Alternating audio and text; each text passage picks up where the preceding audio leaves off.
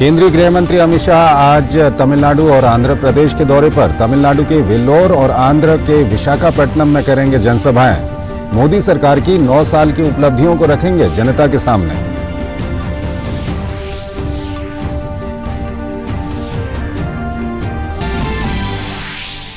उत्तर प्रदेश के वाराणसी में आज से G20 समूह के विकास मंत्रियों की 3 दिवसीय बैठक की शुरुआत।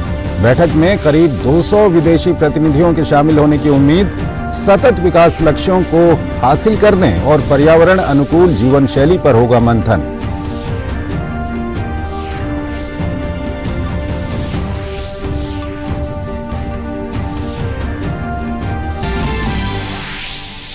मौसम विभाग ने कहा और भीषण हो सकता है बिपरजॉय तूफान। सौराष्ट्र और कच्छ के तटीय इलाकों के लिए येलो अलर्ट जारी। साइक्लोन के धीरे धीरे उत्तर की दिशा में पाकिस्तान कोस्ट की तरफ बढ़ने का है अनुमान।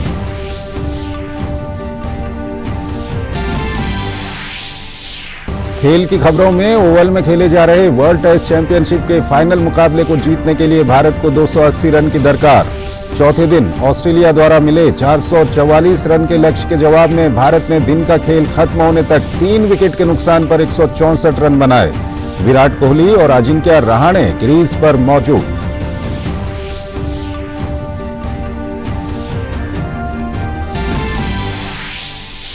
और दुनिया की नंबर 1 महिला टेनिस खिलाड़ी इगा स्वियातेक ने तीसरी बार फ्रेंच ओपन का खिताब जीता। फाइनल में स्वियातेक ने चेक गणराज्य की कैरोलिना मुचोवा को 3 सेटों तक चले कड़े मुकाबले में 6-2, 5-7, 6-4 से दी मात। और आइए अब खबरों की शुरुआत करते हैं। केंद्रीय गृह मंत्री अमित शाह आज तमिलनाडु और आंध्र प्रदेश के दौरे पर रहेंगे। अमित शाह तमिलनाडु के वेल्लोर और आंध्र के विशाखापट्टनम में जनसभाओं को संबोधित करेंगे। जनसभा में मोदी सरकार के 9 वर्ष की उपलब्धियों को जनता के सामने रखेंगे। इससे पहले अमित शाह ने कल महाराष्ट्र के नांदेड़ में एक जनसभा को संबोधित करते हुए मोदी सरकार की 9 साल की उपलब्धियों का ब्यौरा रखा। साथ ही विरोधियों पर भी जमकर निशाना साधा।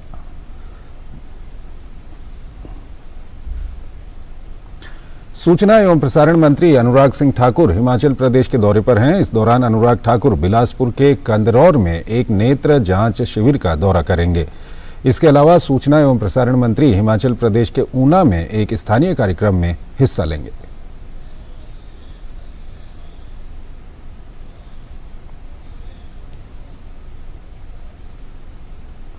उत्तर प्रदेश के वाराणसी में G20 समूह के विकास मंत्रियों की आज से शुरू हो रही है बैठक 13 जून तक चलेगी। विकास मंत्रियों की ये बैठक विकास से जुड़ी चुनौतियों के मद्देनजर हो रही है। विदेश मंत्री डॉक्टर एस जयशंकर G20 समूह की बैठक की अध्यक्षता करेंगे। G20 बैठक के शुरू होने से पहले डॉक्टर जयशंकर काशी विद्यापीठ में भारत की विदेश नीति पर आधारित एक चर्चा में शामिल हुए। बैठक में लगभग 200 विदेशी प्रतिनिधियों के पहुंचने की उम्मीद है। इस बैठक में 2 मुख्य सत्र होंगे। पहला सत्र सतत विकास लक्ष्यों को हासिल करने के प्रति सामूहिक प्रयास पर केंद्रित होगा, तो वहीं दूसरा सत्र पर्यावरण अनुकूल जीवन शैली पर केंद्रित होगा।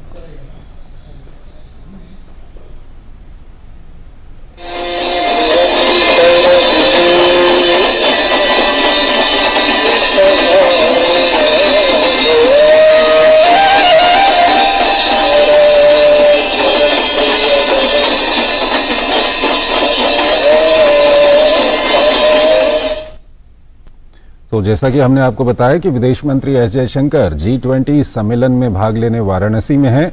विदेश मंत्री ने सुबह का नाश्ता अनुसूचित जाति बूथ अध्यक्ष सुजाता धूसिया के आवास पर किया।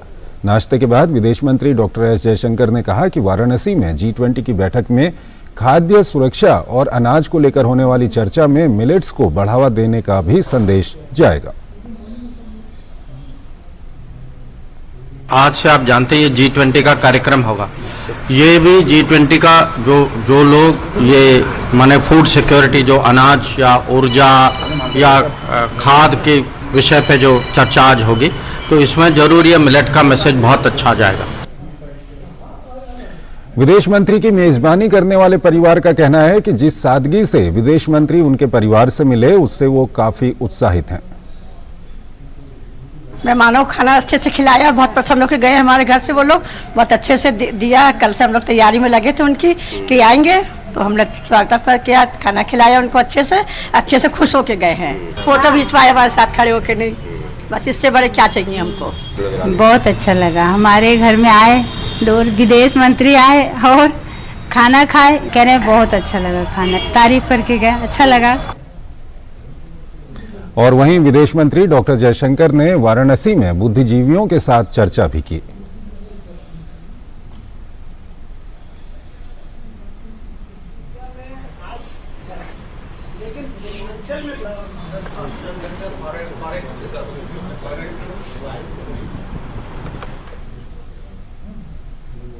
और आइए अब मणिपुर की ओर आपको लिए चलते हैं। मणिपुर में सुरक्षा व्यवस्था के कारण इंटरनेट पर लगी रोक की अवधि 15 जून तक बढ़ा दी गई है। सरकार के अनुसार इसका मकसद सोशल मीडिया पर अफवाहों को रोकना है। आदेश में कहा गया है कि कुछ असामाजिक तत्व सोशल मीडिया का इस्तेमाल नफरत भरे वीडियो संदेशों के लिए कर सकते हैं, इसलिए कानून व्यवस्था को मजबूत करने के लिए इंटरनेट सेवा पर पाबंदी को बढ़ाया जा रहा है।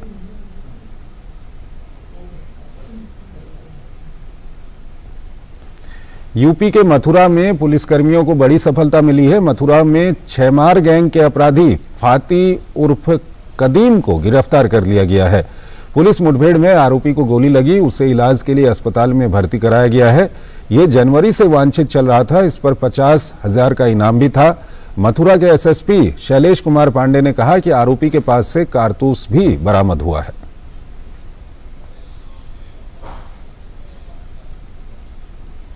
कोसी कला क्षेत्र में कोसी कला पुलिस और जनपद की एसओजी टीम के संयुक्त ऑपरेशन में एक छैमार गैंग का अत्यंत ही शातिर अपराधी फाती उर्फ कदीम, जो कि मूलतः कन्नौज का रहने वाला है, वो गिरफ्तार हुआ है।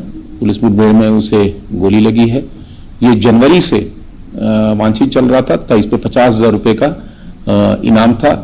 जनवरी में इसके अन्य साथी मुठभेड़ में गिरफ्तार हुए थे। ये डकैती की योजना बना रहे थे, वहां से ये फरार हो गया था और तब से इसके पीछे पुलिस टीम लगी थी और आज पुलिस मुठभेड़ में इसे गिरफ्तार किया गया है।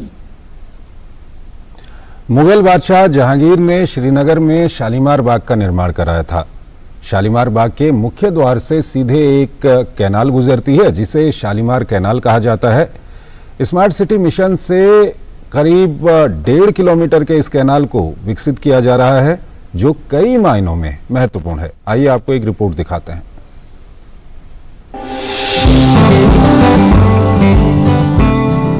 शालीमार बाग डल झील के आकर्षण में शुमार है। प्रेम के बाग की उपाधि से मशहूर इस बाग को रॉयल गार्डन भी कहा जाता है।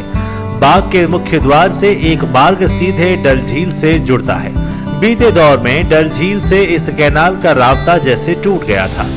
शालीमार कैनाल नालियों में तब्दील दिखती थी, गंदगी जमी हुई थी। स्मार्ट सिटी मिशन से इस कैनाल की सफाई का काम शुरू हुआ है। शालीमार गार्डन और डल लेक को कनेक्ट, जो हमारा शालीमार कैनाल है कनेक्ट करता है, उसको रीडेवलप कर रहे हैं। शालीमार गार्डन के सामने का स्पेस हम लोग रीडिजाइन रीडेवलप कर रहे हैं। कभी ये कैनाल बादशाह जहांगीर की दूरदर्शी नजरों का नतीजा होगी, जो सीधे तौर पर नौका के जरिए डल झील से शालीमार बाग तक पहुंचने का साधन रही होगी। डल झील से करीब 1.6 किलोमीटर लंबे इस कैनाल के ट्रैक को स्मार्ट सिटी मिशन से विकसित किया जा रहा है। साइकिल ट्रैक, पाथवे और सड़क के जीर्णोद्धार और शिकारा के जरिए पर्यटकों को सीधे शालीमार बाग तक पहुंचाने की सुविधा बनाई जा रही है। हमने दोनों सुविधाएं वहाँ पे करी हैं। एक तो हमने बढ़िया वॉकिंग स्पेस वहाँ पे बनाया है, ताकि लोग वहाँ पे जाके बैठ के कुछ खाना है तो खा भी सकते हैं, and they can visit the Shalimar canal, they can actually roam around the entire canal. तो करीब 1 से 1.25 किलोमीटर की जो कैनाल है, उसमें वो कहीं पे भी बैठ सकते हैं, कहीं पे भी अपना टाइम स्पेंड कर सकते हैं। और दूसरा ये कि क्योंकि ये डल से कनेक्टेड है, तो डल का जो शिकारा है या जो बोट्स चलती हैं, वो भी शालीमार तक आए और लोगों को बोट्स में भी सुविधा रहे शालीमार तक पहुंचने की। सैलानियों के अलावा आम श्रीनगर के बाशिंदों के लिए ये मार्ग महत्वपूर्ण होगा। आमजन शिकारा के जरिए सामग्री शालीमार बाग तक पहुंचा पाएंगे। इससे फायदे ये है, जब ये साफ होगा ठीक तरह से, यहाँ से इसको काम भी चल रहा है साइड से, तो इससे इसकी खूबसूरती और बढ़ी जाएगी। और शालीमार बाग का रोड भी यही है, तो जब टूरिस्ट आएंगे तो इससे इसकी खूबसूरती और उनको अच्छा भी लगेगा यहाँ आना। शालीमार कैनाल, डल झील और शालीमार बाग घूमने आए पर्यटकों के कौतूहल का मार्ग बन गया है। स्मार्ट सिटी मिशन के जरिए डल लेक से शालीमार बाग तक 1.6 किलोमीटर का ये कैनाल तैयार किया जा रहा है। इस कैनाल से ये फ़ायदा होगा कि सबसे पहले तो इसकी खूबसूरती बढ़ेगी और टूरिज़्म को बढ़ावा मिलेगा, और उससे भी सबसे अहम बात कि यहाँ से वहाँ तक नौकायन के जरिए सामान भी लाया जा सकता है, वहाँ तक पहुँचाया जा सकता है। कैमरामैन आनंद कुमार के साथ Dheeraj Kumar, DD news, Srinagar. America के पूर्व राष्ट्रपति डोनाल्ड ट्रंप ने गोपनीय दस्तावेज मामले में आरोपी बनने के बाद कल पहली बार सार्वजनिक रैली को संबोधित किया। डोनाल्ड ट्रंप ने इसे साजिश बताते हुए सत्ताधारी दल पर हमला किया। ट्रंप ने न्याय विभाग पर निशाना साधते हुए कहा कि उन पर बिना किसी सबूत के आरोप लगाए गए हैं। जांच एजेंसियों ने कहा कि ट्रंप ने राष्ट्रपति पद का कार्यभार छोड़ने के बाद भी सैकड़ों गोपनीय दस्तावेजों को नहीं लौटाया। अमेरिका में अगले साल राष्ट्रपति चुनाव होने वाले हैं, इस लिहाज से ट्रंप के खिलाफ ये आरोप उनकी मुश्किलें बढ़ा सकते हैं।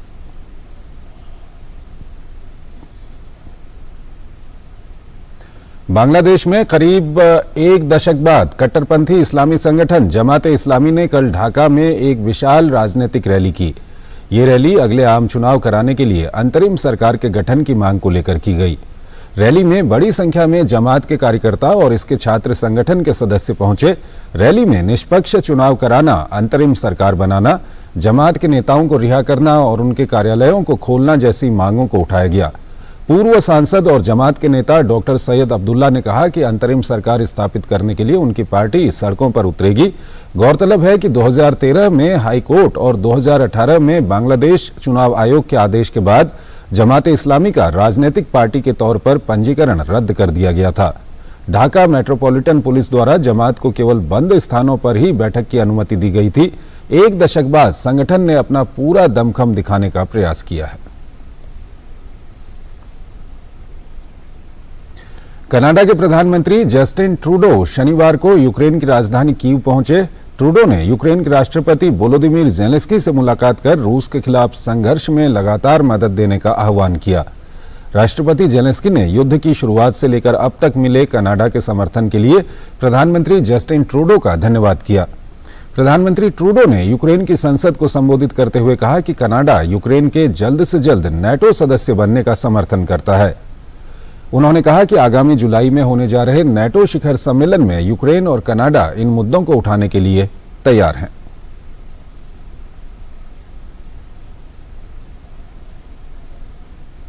रूस के रक्षा मंत्रालय ने कहा कि यूक्रेनी रक्षा बल दोनियास के दक्षिण और जापोरेजे और बखमुत के क्षेत्रों में हमले करने के असफल प्रयास कर रहे हैं। वहीं यूक्रेन के राष्ट्रपति वोलोदिमीर ज़ेलेंस्की ने भी शनिवार को बताया कि यूक्रेन में जवाबी कार्रवाई और रक्षात्मक अभियान चल रहे हैं।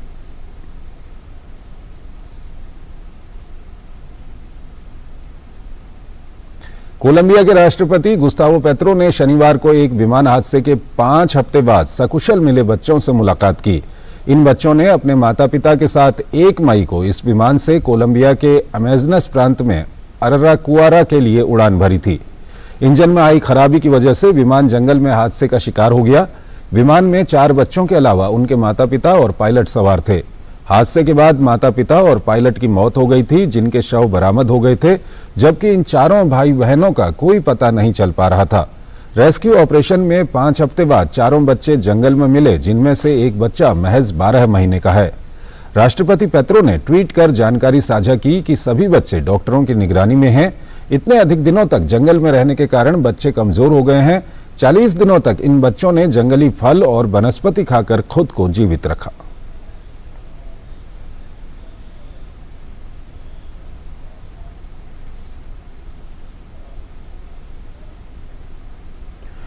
और आइए अब खेलों की बात करते हैं। भारत और ऑस्ट्रेलिया के बीच वर्ल्ड टेस्ट चैंपियनशिप का फाइनल रोमांचक मोड़ पर पहुंच चुका है। लंदन के ओवल में खेले जा रहे फाइनल में ऑस्ट्रेलिया ने भारत के सामने 444 रन का लक्ष्य रखा था। जवाब में भारतीय टीम ने चौथे दिन का खेल खत्म होने तक 3 विकेट गंवाकर 164 रन बना लिए हैं। आखिरी दिन 90 ओवर में भारत को 280 रन बनाने हैं और उसके 7 विकेट शेष हैं। चौथे दिन विराट कोहली 60 गेंदों में 44 रन और अजिंक्य रहाणे 59 गेंदों में 20 रन बनाकर नाबाद रहे। बीसीसीआई के उपाध्यक्ष राजीव शुक्ला ने कहा कि भारतीय बल्लेबाजों में लक्ष्य हासिल करने की क्षमता है, अगर वो ऐसा करते हैं तो इतिहास रच देंगे। रूप से क्योंकि ये विश्व टेस्ट मैच का फाइनल है और अगर हम जीतते हैं तो निश्चित रूप से नया इतिहास रचा रहेगा और मुझे पूरी उम्मीद है हमारी टीम अच्छा कर सकती है। लक्ष्य बहुत बड़ा नहीं है, अगर ये संभल के खेलते रहे तो उस लक्ष्य को प्राप्त कर सकते हैं। नहीं देखिए, जहां तक सुमन गिल के आउट होने का सवाल, मुझे नहीं लगता इसको विवादों में घसीटना चाहिए, क्योंकि जब एक बार थर्ड अंपायर ने मैच रेफरी ने निर्णय दिया तो उसको मानना चाहिए। भारतीय प्रशंसकों ने उम्मीद जताई है कि भारतीय बल्लेबाज ऑस्ट्रेलिया को अच्छी टक्कर देंगे। उन्हें विराट कोहली से भी बड़ी पारी खेलने की उम्मीद है। देखिए ओवल से हमारी संवाददाता सुचित्रा की ये खास रिपोर्ट। आईसीसी विश्व टेस्ट चैंपियनशिप फाइनल में भारतीय टीम ने एक अच्छा फाइट बैक दिखाया है और यहां से अगर भारतीय टीम ये मैच जीतती है तो एक नया इतिहास रचा जाएगा और भारतीय प्रशंसकों को अभी भी उम्मीद है, इस टीम पर भरोसा अभी भी बरकरार है। तो क्या आपको लगता है क्या होने वाला है इस मैच में? इंडिया पक्का जीतेगा, क्योंकि जैसे जिस तरह से कोहली और रहाणे खेल रहे हैं, अगर वो 200 का पार्टनरशिप कर देते हैं तो it's very easy to win, क्योंकि 90 ओवर्स मिलने वाले हैं, तो इट्स वेरी डूएबल टास्क। सिर्फ पार्टनरशिप होनी चाहिए। This is what I feel.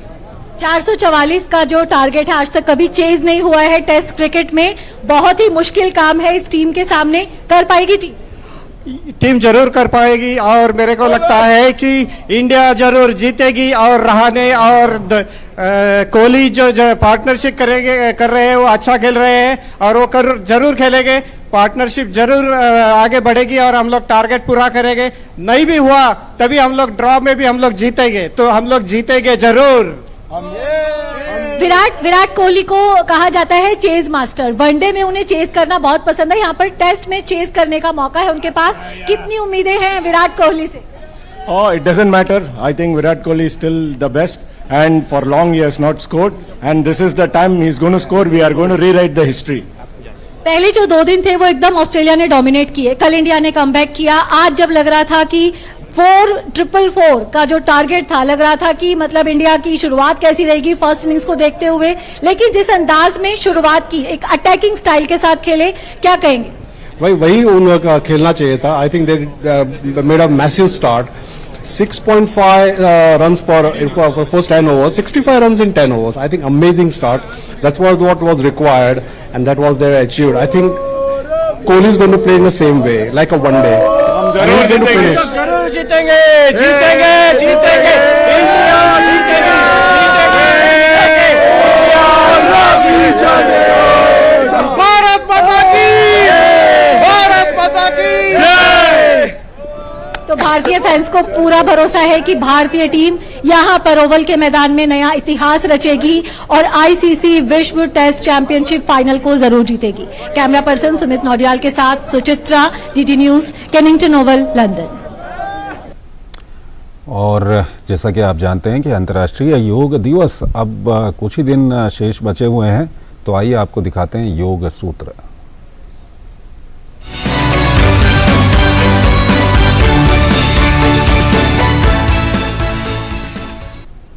नमस्ते, मैं हूं आचार्य प्रतिष्ठा। दुखद है कि वो देश जहां सूर्य सबसे पहले उगता है, वो देश डायबिटीज का, हार्ट एलिमेंट्स का कैपिटल बनता चला जा रहा है। और ये महत्वपूर्ण है कि हम सब नियमित रूप से योग साधना करें। अंतर्राष्ट्रीय योग दिवस पर सरकार का इतना बड़ा सहयोग, आपके घर पर योग को लाया जा रहा है, तो आप इतना सहयोग तो कर ही सकते हैं कि अगर सब आपके स्वास्थ्य को लेकर के चिंतित हैं तो आप कम से कम दैनिक योगाभ्यास शुरू करें।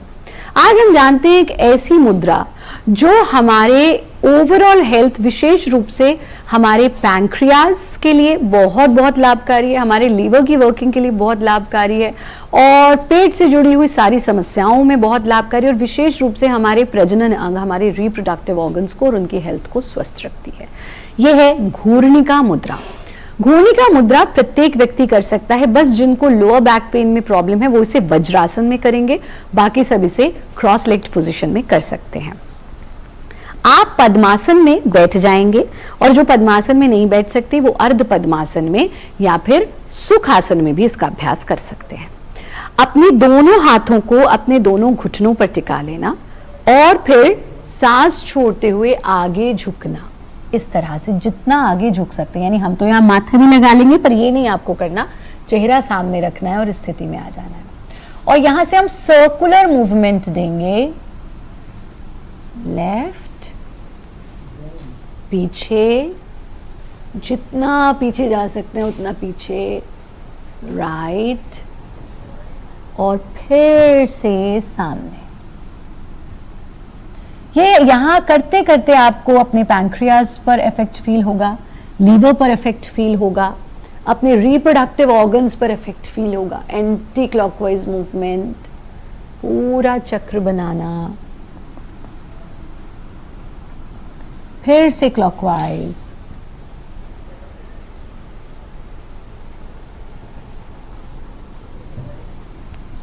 और यहां आकर फिर से एंटी क्लॉकवाइज मूवमेंट।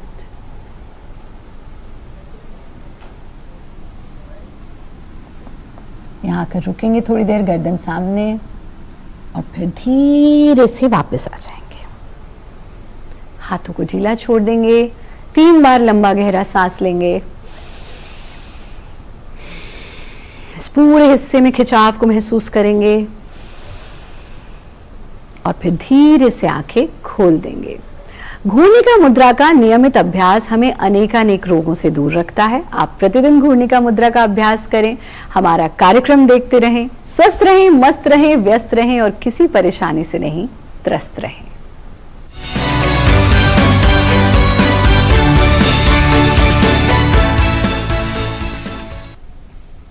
और आइए अब आपको दिखाते हैं आज का योग मंत्र।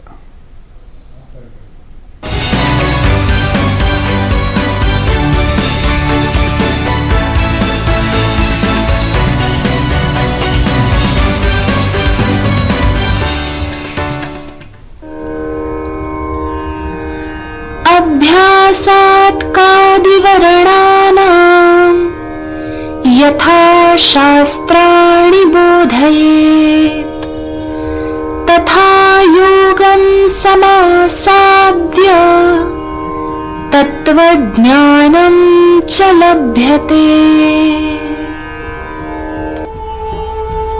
जैसे का आदि वर्णों का क्रम से अभ्यास करने के बाद शास्त्र के वचन भी स्पष्ट हो जाते हैं, उसी प्रकार योगाभ्यास करने से तत्व ज्ञान की प्राप्ति भी सहज हो जाती है।